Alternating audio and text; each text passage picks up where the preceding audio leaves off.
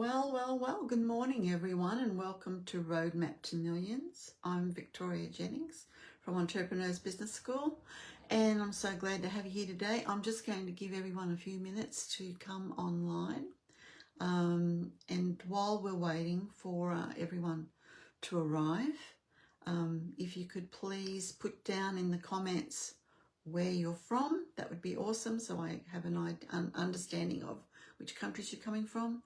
I'm down under in Australia, in Brisbane, Queensland.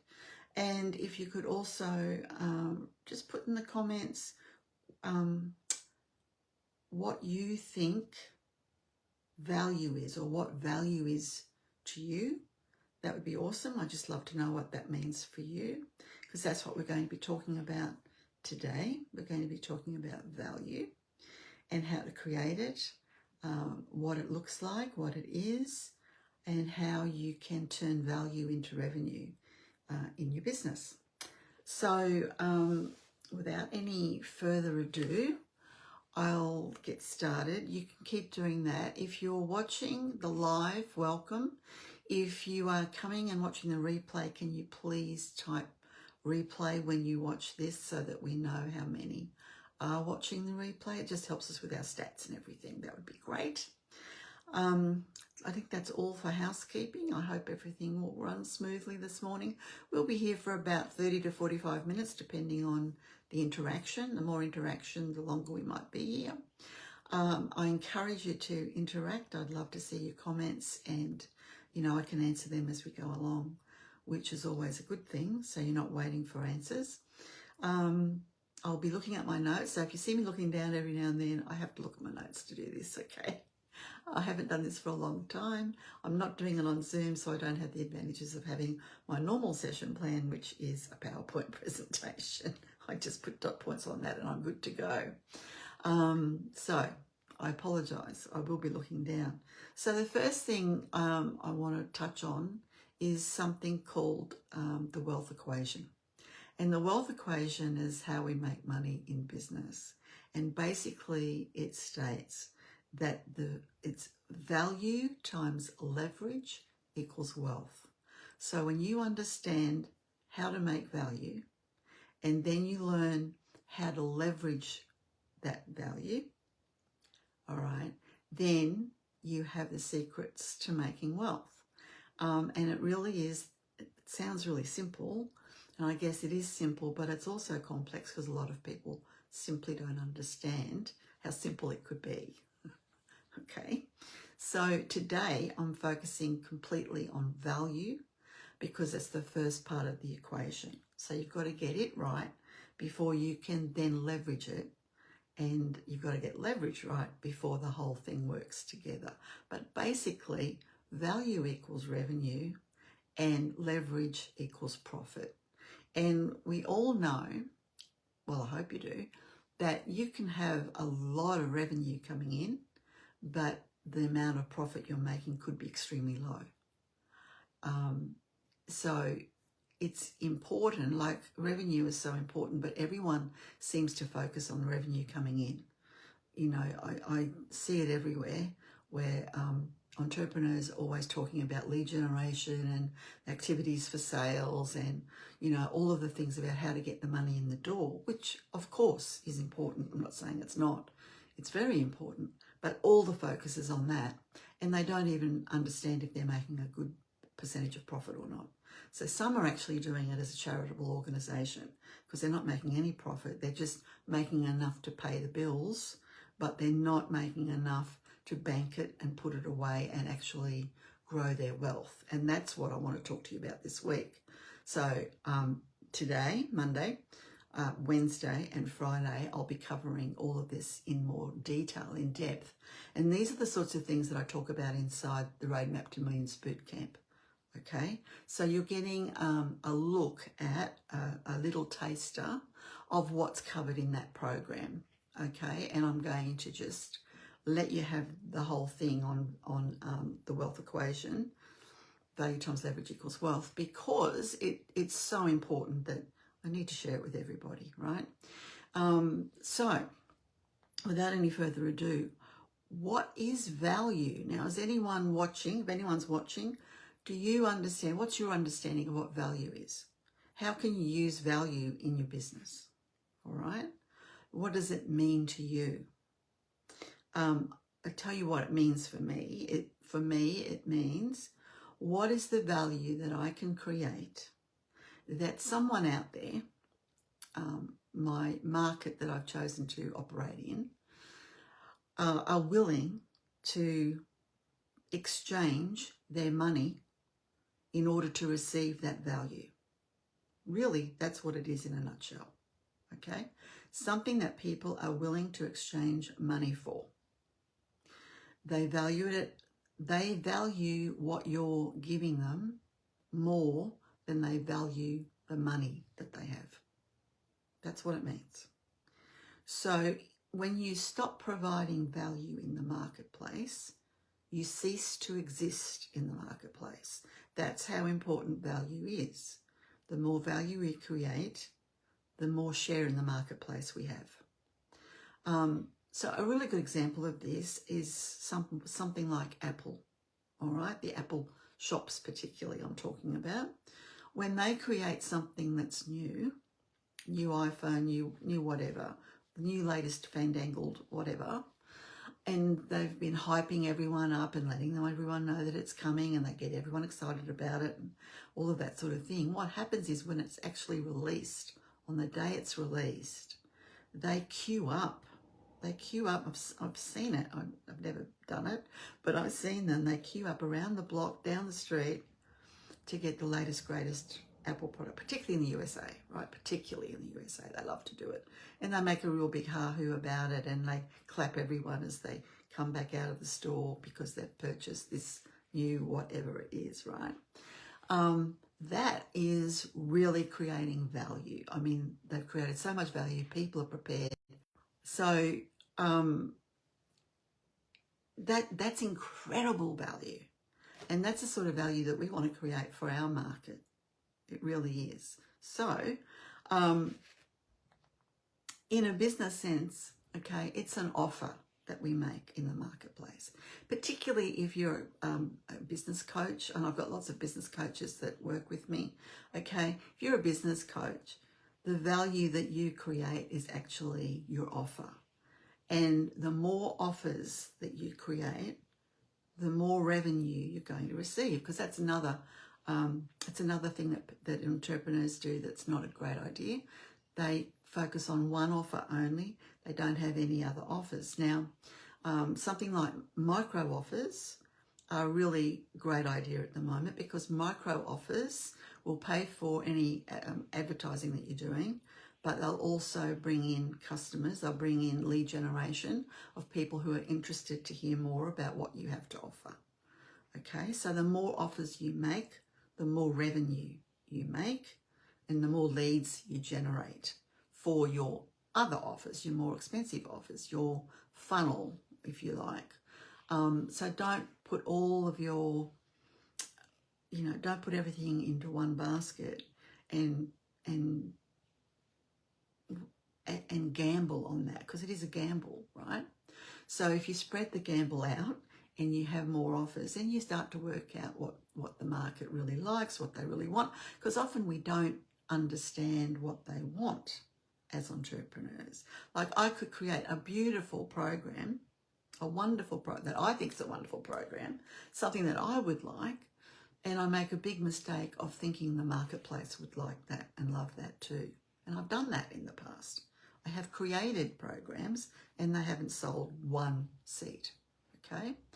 Because it wasn't what my market wanted.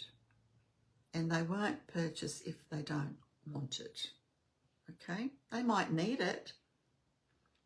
They might need it, but they don't want it. And we're going to talk about the subtle difference between a need and a want today as well. So there are three types of value, okay? There's personal value. That's the value that we bring, our value.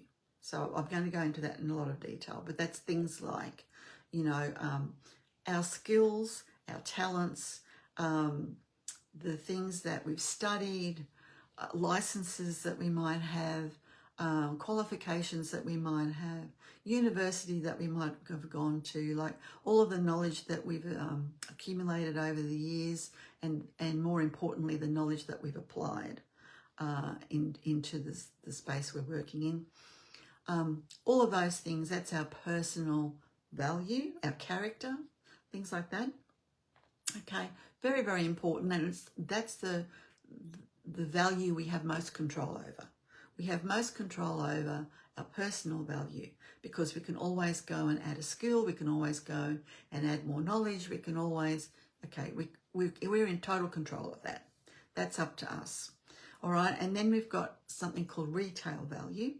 And retail value, as it would suggest, is things like shops, things like grocery stores, pharmaceutical shops, you know, all the clothing shops, etc., etc., etc.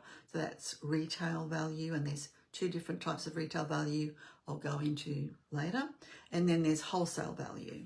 And wholesale value is where we step up a little bit, and instead of selling directly to the public, as you do in retail value, we may be actually selling something to another organisation that use what we've sold in their product or service. Okay, that's wholesale value. Wholesale value is the one where you make the most money, absolutely, without a doubt. Retail value is about selling lots but not making big profit margin. Wholesale value is about selling fewer but making a lot of profit margin. That makes sense? So they're the different values that I'm going to go through with you today. I hope you'll get something out of this that you haven't heard before. And please tell me if you get something out of it, because that gives me some feedback and lets me know that this is actually what you guys want. And I only want to give you what you want. There's no point in me giving you something that's not useful, okay? All right, so the retail value I'm going to go through now. And this is where we spend our money as a consumer. We spend our money and we don't get any money back for it, okay? We've spent it, we've purchased whatever it is that we're buying, and the money that we had is now gone. It's gone into the hands of the retailer, okay? The money doesn't work for us. It just purchases that one item or several items, okay? So things that we need, and these are divided into things we need and things that we want, and they're very different things, okay? The things that we need are things like groceries. We all need groceries. Groceries is something we have to buy because we have to nourish our bodies in order to live, right? So we need it. Pharmaceutical, like chemists, we call them chemists in Australia. Drugstores, I think you call them in America, and I'm not sure what you call them in the UK. Okay, so chemists, they provide drugs that we may need in order to keep ourselves healthy, okay? It's something we need. So the things that we need are the things that we're always going to pay for first, always, without a doubt. But they're like one-off items. We just do them. We might do them once a week, okay? We might do them once a month. It's a regular sort of thing that we do, but we buy it, we eat it, and it's gone, okay? As a consumer. As a retailer, we're selling a lot and we're making not as much profit as some other organisations, as a wholesale value organisation would. But we're making bulk, right? We're selling bulk. So that's how we make our money, because we're selling lots and lots and lots and lots and lots. Okay. All right. So then we also have something that is like we're very much a consumer society these days. And we buy things that we want. And the things that we want are not necessarily the things that we need, right? But the things that we want might be things like a fancy car. It might be designer brand clothes. You know, we get the Louis Vuitton handbag because it makes us, it's a status symbol of success, right? Those sorts of things, they're things that we want. And usually you pay a lot more money for it, so the profit margin is higher on the wants, absolutely. And again, though, we spend, as a consumer, we spend our money, we receive the article, but our money is now gone. It's out of our bank account and into someone else's bank account, okay? So it's money that never comes back. And it's things like keeping up with the Joneses is a want, all right?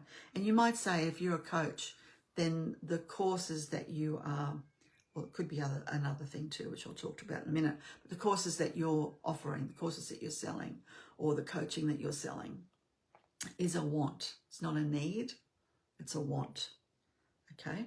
So you have to convince, usually, in that space, you've got to convince the market that what you've got is what they really want and in fact need, but they won't necessarily see it as a need, all right? So there's an old saying that says you sell what they want and you give them what they need. That's what they're talking about, okay? It's a retail value that they're talking about. So, and once again, like I said, once you buy it, the money's gone. The money's not working for you. You've just used it to buy something and now it's spent. It's out of your pocket. Okay, so this often traps people into a poverty mindset, into just surviving, or into the victim. If we're talking about the ladder of wealth, which I've talked about here before, the ladder of wealth talks about being at victim level or surviving level. And if we keep buying those things and we spend a lot of money on those things and we ignore building our wealth, then that's what can happen. It can actually trap us. And it's designed to do that, by the way. It is designed to trap us into victim and surviving and struggling. From a consumer's point of view. So entrepreneurs don't focus on retail value. Entrepreneurs elevate to the next level and they focus on wholesale value. All right, so wholesale value, this is where you put money in and you get money back. So if you put $1 in, you're going to get $1 plus interest. You're going to get $1 back plus.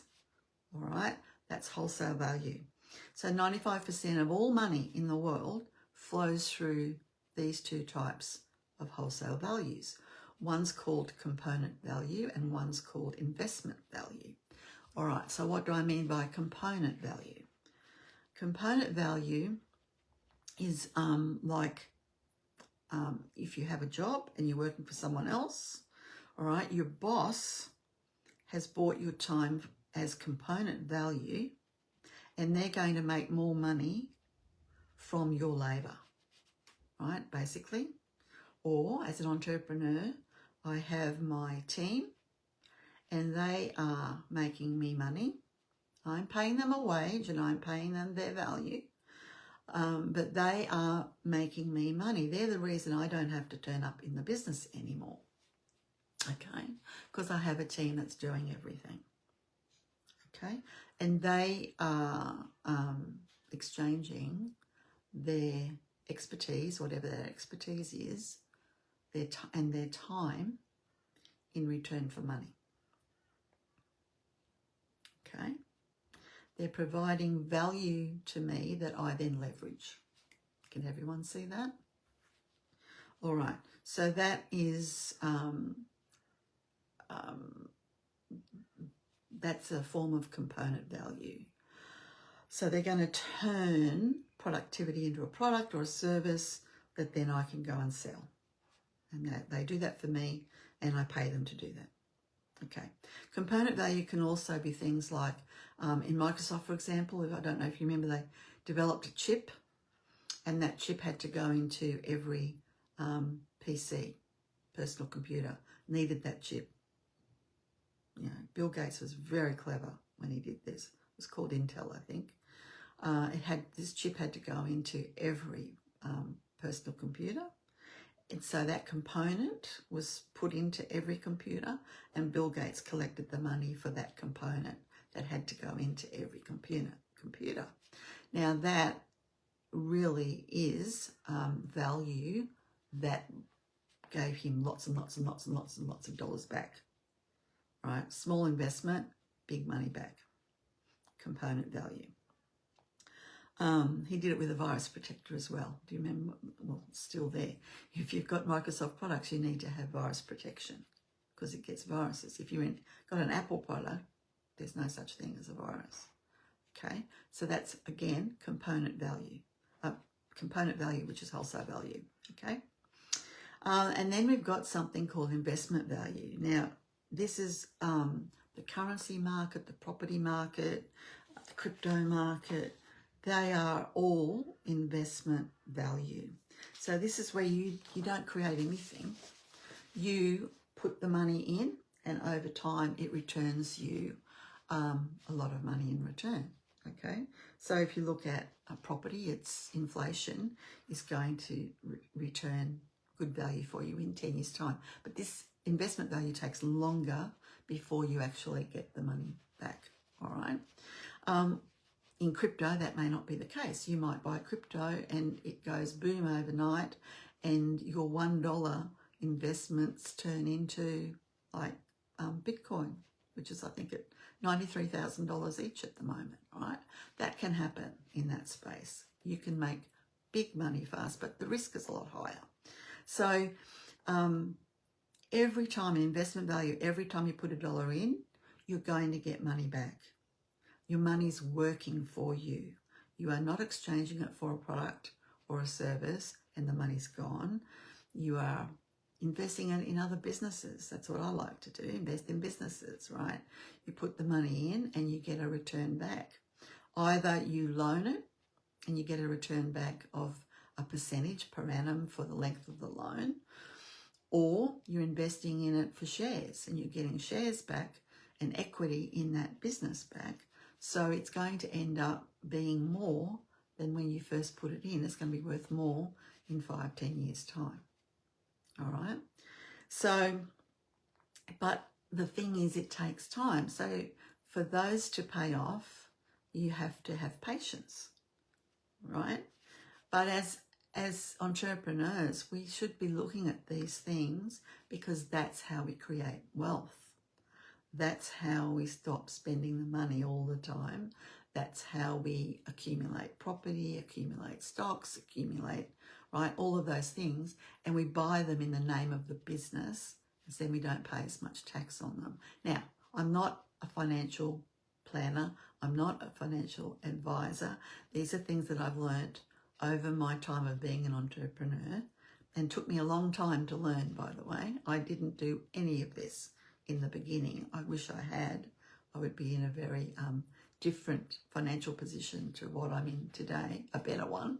Not that I'm complaining about the one I'm in now, but you know what I mean. I mean, I would have had a much better impact on my own financials earlier had I known all of that earlier. And in the boot camp, I'll be talking more about that and how you do that and how you cordon off money that you just use for investments, etc., and you build that up fast as you can. All right.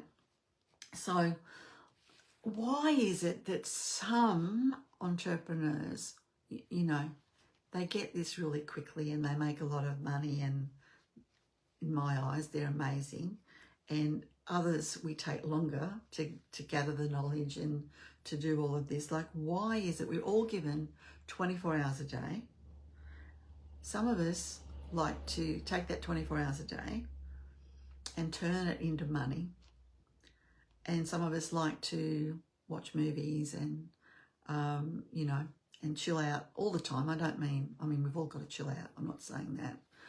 But you understand, like when I started my business, when I first started my business, I was working. I had a job and I had to do everything for my business in my own time. So I didn't watch television for a couple of years while I developed everything that I was putting together to get my college off the ground. I had to invest that time. I had to invest my 24 hours really wisely. And I do think that that is the difference between people who make it and people who don't, is the people who invest their time. And I invested in a lot of learning.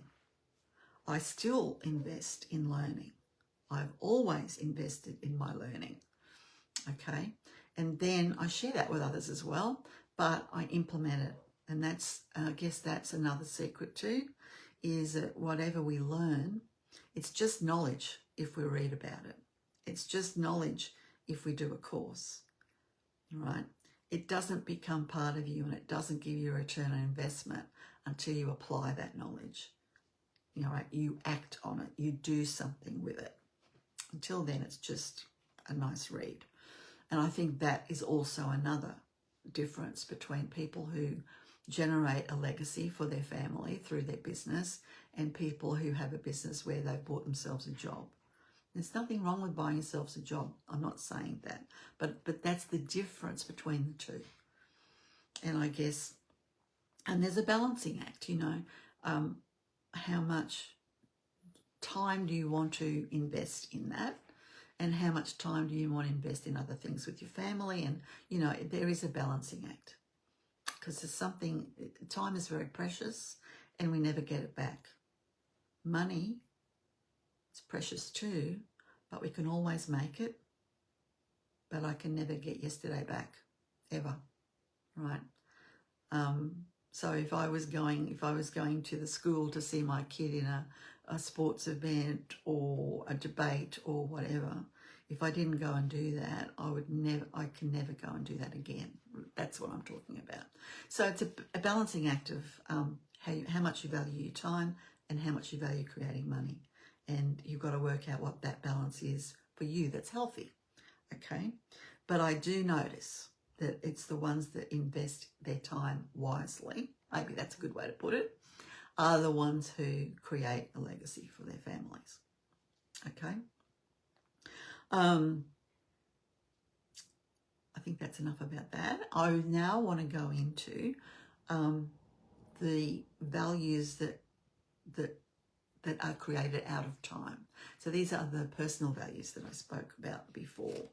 And the first two are our passions and our talents. All right, now if you've done the profiling tool, if you've had a look at that and you've completed that, that tells you a lot about your talents, all right, and your strengths. And it's really important to understand what they are from the outset, at the very beginning, and to understand where to focus your time, because what we want to do is create our own genius. We want to be the biggest genius we can possibly be. So to do that, in order to do that, we need to understand what our talents and strengths are. And if we can align that with our passions, okay, then that's awesome, because then you never work a day in your life. And it's so true. So the passions and talents are our core values. We're born with them.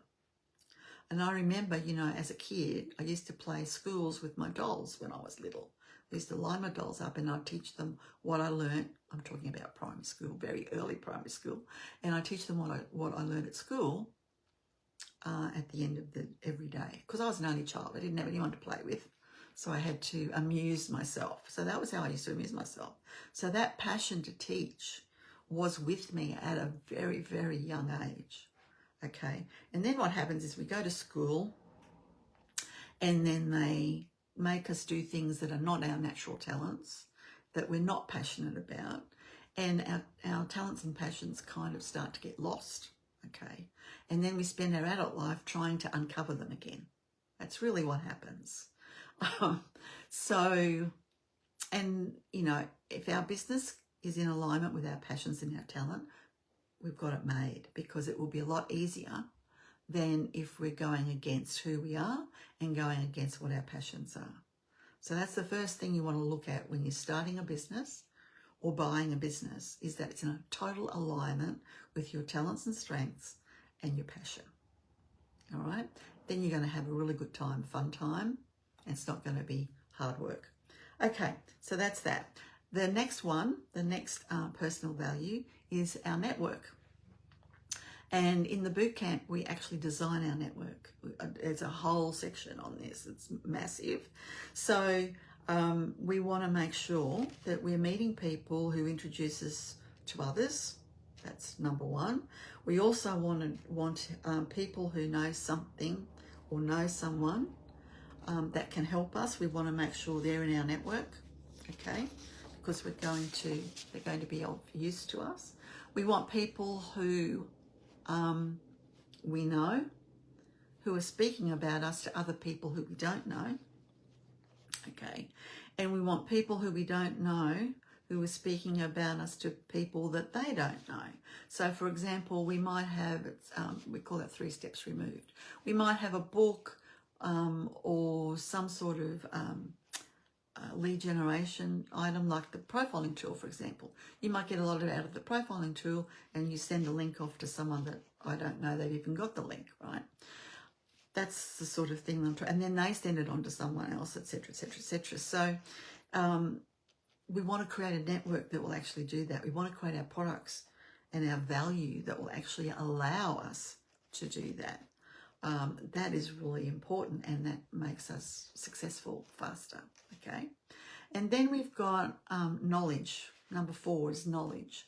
So these are all the things that we've studied, that qualifications we've got, licenses we had to get, everything we've learned, all the professional development we've done. And I'm not talking about either the stuff that we've done at school and college. I'm talking about post that. Okay, because post that is so important. The journey of lifelong learning, and that's the journey that I've been on, is so rewarding in every way, because you're learning all the time. You're meeting new people all the time. You're getting aha moments all the time. And I mean, I can go into a program. I love going to conferences and people are speaking. I love doing that because whenever I go there, even if I've seen them before, it doesn't matter. I always get an aha moment. I always get something that I didn't get last time I heard them speak. You know, because we've got a 20-minute sort of attention span and it's getting shorter and shorter and shorter. So naturally we're going to miss things sometimes and we'll pick them up another time when we're there. So I love that because I went to this conference today and I came up with this idea that's really going to help skyrocket my business. So going to the conference, spending that money, spending that time, I then turn that into income. I turn it into value, right, which I can then sell. And that's amazing. And that's what I do that so much. I do that often, okay, when I go to those sorts of conferences. Just to motivate myself, right? We might get a little bit down, or we have a bad week or whatever, and then you go to one of these things and it just lifts your spirit and you remember why you're doing what you're doing, and you know, it ignites something else inside of you. So lifelong learning, knowledge, always increasing your knowledge, it will pay you back tenfold every time without doubt. Okay, another one, number 5, is your character. So how you conduct yourself. You know, what people know you for. Are you someone who gets things done? Are you someone who's great at strategy? Are you a great communicator?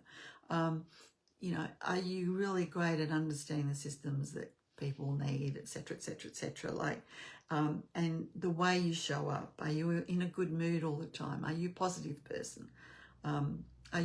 Do people like to be around you because that you actually inspire them, you motivate them, you know, all of those things. Your character is so important because that's going to take you far as well. And again, this is another personal value, and you can cultivate these things.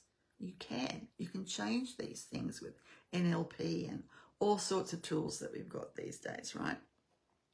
And then your purpose. Number 6 is your purpose, which is your contribution to your business, your contribution to the world, your contribution to people around you, your contribution to your family, contribution to friends, etc. Contribution to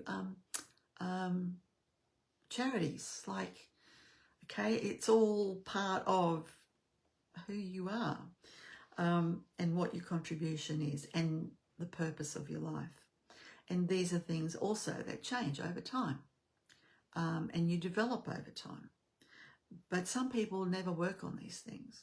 Some people never do anything with their personal value. Once they leave school, that's it. They're done with education. They're done with learning. And their life pretty much reflects that. And they stay in a job all of their life, exchanging their time and their muscle for money. And they don't do anything more than that. They don't even know there's anything more out there that they could possibly do. And I find that really sad. And that's why, one of the reasons I do what I do, because, you know, businesses, the vehicle of a business can change your life so dramatically and bring in all sorts of experience to your world that you wouldn't have had or wouldn't have been able to afford to have. And it brings in all sorts of people that you would not normally meet. You know, all of those things. It enriches life, I believe, so much. I just want that for everybody. And to be able to be doing what you love and loving what you do and waking up every day feeling that way is amazing, because I have also worked in jobs that I hated, literally hated. They were killing my soul. I've done that. I know what that feels like. And it's horrible. It's heavy. It's a dark place. You know, it's not motivating at all or inspiring. And it's very hard to get out of that that cycle. You know, I've been there, I've done that. So when I found a business, oh my goodness, it was like freedom for me. And I just want that for everyone else. You know, I really do. And that's why I do what I do. So the first thing we need to focus on as an entrepreneur is to focus on our values and developing our values, and making sure, you know, that we raise our standards and raise the standards around us. When we raise our standards, that's called our character. That's about our character. And when we have standards for our team and we raise the standards of our team, that's our culture. So we have our character as our personal, individual thing that we raise, and our culture is the thing that we can work on with our team and our business and raise the standards that way. The more value that you create, the more revenue you receive. Absolutely, without a doubt. Okay, it's just how it goes. I've seen it over and over and over and over and over again. The more value you have for your products, your services, the more revenue that comes in the door. But as I said before, that's only half the story. If you're an entrepreneur, that's half the story. We've got to do something with that revenue, right?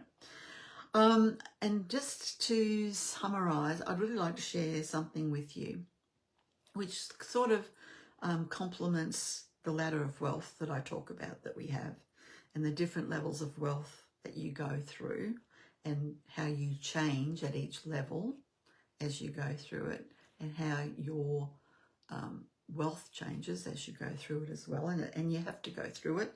It's not something you can go from the bottom to the top. You can do it, but that's called winning the lottery, and normally people lose it all because they haven't learned how to manage money at each different level, right? This was something else I found. This fellow, I find him fascinating. His name's Myron Golden, and you may have seen him in your travels. He's amazing. He talks a lot about the Bible, so if you don't like the Bible, then I don't recommend you go and look at him. But it's just, I love the way his brain works. It's amazing. He's an entrepreneur, and he creates millions and millions and millions and millions of dollars all the time. So he's really got value nailed, right? Absolutely nailed. And he talks about the different levels that we have of value, right? And delivering value to the marketplace. So he says the first and lowest level of value is implementation, as he sees it. And this is people making less than $100,000, roughly. I'm talking roughly. So this is the worker. If you're looking at our ladder of wealth, this is where the worker would sit. So they're exchanging muscles and their time and their brains for pay. And it's the least amount of exchange that you'll ever have, right? You can only make so much money doing a certain job, because the marketplace says that's the, you know, there's a band, but that's the band that you'll be in. Your income is determined for you. You have no control over it.